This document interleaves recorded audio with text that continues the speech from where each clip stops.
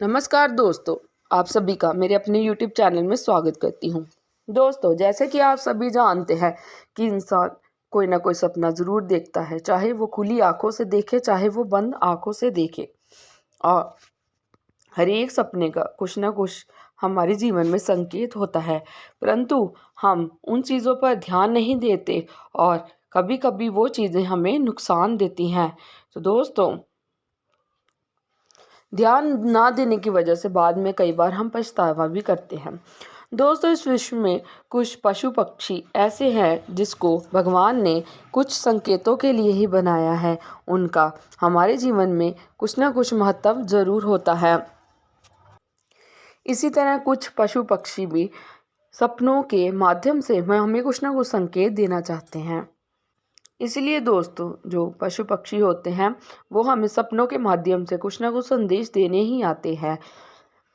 तो दोस्तों, इस विश्व में अनेक ही पशु पक्षियाँ हैं जो हमें कुछ अच्छे संकेत देती हैं, कुछ बुरे संकेत देती हैं।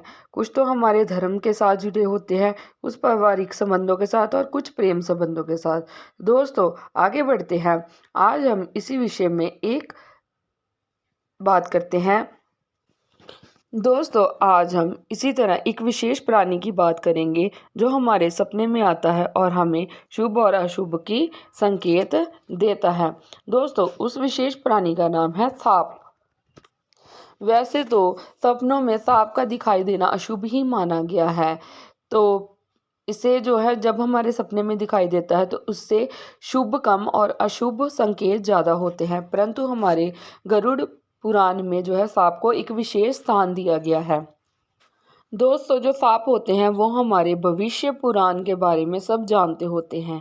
कहा जाता है कि इनको हमारे भविष्य के बारे में सब पता होता है और ये भी कहा जाता है इनको हमारे पूर्वजों के बारे में सब पता होता है। चलो दोस्तों, अब आगे बढ़ते हैं और इन संकेतों के बारे में बात करते हैं।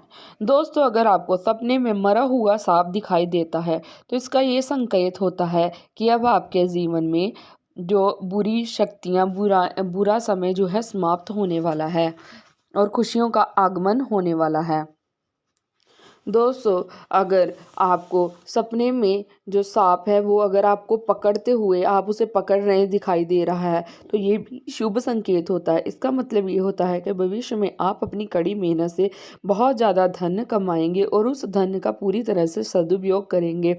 आप काफ़ी कमाई करेंगे और आपको धन का काफ़ी लाभ होगा। तो दोस्तों, अगर आपको सपने में सांप पकड़ते हुए दिखाई दे रहा है तो ये भी एक शुभ संकेत होता है। दोस्तों, अब आगे बढ़ते हैं। दोस्तों, अगर आपको सांप उड़ता हुआ दिखाई दे रहा है सपने में तो ये भी उन्नति का प्रतीक है।